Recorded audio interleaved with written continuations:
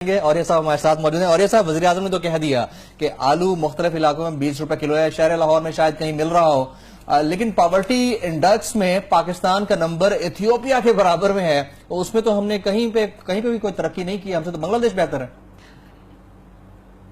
مجھے سمجھ نہیں آتی کہ ہم 18 کروڑ عوام کو یہ لوگ بیوقوف سمجھتے ہیں, پاگل سمجھتے ہیں.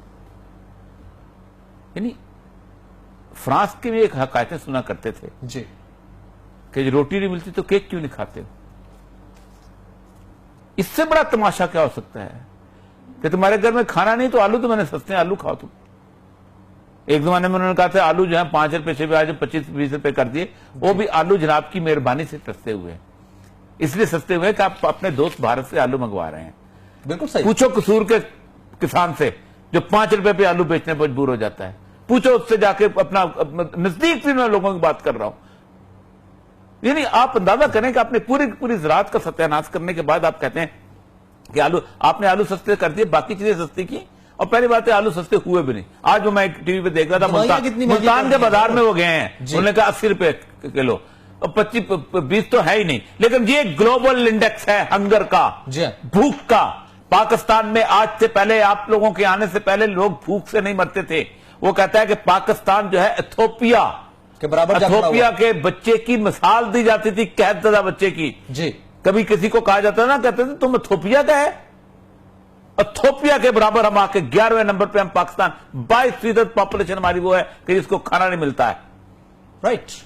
اس کے بعد آپ اتنے فخر سے لوگوں کو بیان کرتے ہیں کہ ہم نے آلو سستا کر دیا. آپ کہتے ہیں کہ ہم نے فوریکس ریزرو کر دیے, لوگوں نے نوٹوں کو چاٹنا ہوتا ہے. اللہ کا قرآن کہتا ہے وَمَنْ أَعْرَضَ عَنْ ذِكْرِي وَإِنَّهُ لَمَعِيشَةٌ ضَنْكَا, جس نے میرے ذکر سے آراز کیا ہم اس کی گزران مشکل کر دیں گے. معیشت زنکا کہتے ہیں کہ تمہارے پاس پیسے ہوں گے تمہیں کھانا نہیں ملے گا, تمہارے پیسے ہوں گے تمہیں بجلی نہیں ملے گی, تمہارے نوٹوں کی بوریاں بھری ہوں گی, تمہاری گیس نہیں ہوگی. یہی صورتحال ہے ہماری. فوریکس ریزرو چاٹنا ہے لوگوں نے نوٹوں کو, اور اکنامکس کی صورتحال پڑھانے کی بات کرتے ہو. آپ کی ریئل سچویشن یہ ہے کہ آپ دن بدن گلوبل انڈیکس کے اندر بھوک سے مرتے جا رہے ہو. جو حکومت اپنے 22% لوگوں کو ایک وقت کی, 2 وقت کی چھوڑو, ایک وقت کی روٹی دینے کے قابل نہ ہو, کیوں ایسا ہے؟ آپ کو پتہ ہے 76 کھرب کے برابر آپ کا قرضہ ہو چکا ہے. 1947 میں برے صغیر پاک و ہند پر 1 روپے کا قرضہ نہیں تھا. انگریز ہمارے باپ کا رشتہ دار نہیں تھا. انڈیا کی پاپولیشن دیکھیں, اس کا نمبر 21واں ہے, بنگلہ دیش 28ویں نمبر پر ہے. آپ کو کیا موت پڑتی؟ ایک روپے کا قرضہ نہیں تھا. میرے باپ کا رشتہ دار نہیں تھا انگریز کے ہمارے پر قرضہ لے کے خرچ کرتا. دنیا کی بگیسٹ اریگیشن سسٹم یہاں پر بنا, ریلوے لائن بچھی, تعلیم کا نظام یہاں پر آیا, جانوروں کے اسپتال یہاں پر بنے, ہم میونسپل کمیٹیز بنی. 1920 میں BBC آیا, 1926 میں اپنا کلکتہ ریڈیو کھل گیا. کیا کچھ ہوا؟ 1 روپے کا قرضہ نہیں. تم نے لوگوں کو مقروض کر دیا, اور اس کے بعد حالت پتہ کیا ہے کہ آپ نے کیا کیا ہے؟ آپ گروی کس چیز کو رکھ رہے ہیں؟ پاکستان کے ریڈیو کو.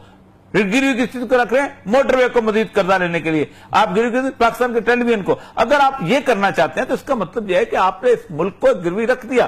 ہم نے کھڑے ہو کے اس دن, کل بھی میں نے جان پرکن کی کتاب دکھائی تھی کہ اب جب آپ کا قرضہ آپ کی 50% آف GDP سے بڑھ جائے تو دنیا ہاکس بیچتی ہے, اور آپ کے پاس بیچنے کے لیے اب رہ کیا گیا ہے؟ آپ کی سڑکیں, اٹامک پروگرام, جس پہ نظر ہے دونوں کی, اور یہ بیچنا چاہتے ہیں اس ملک کو.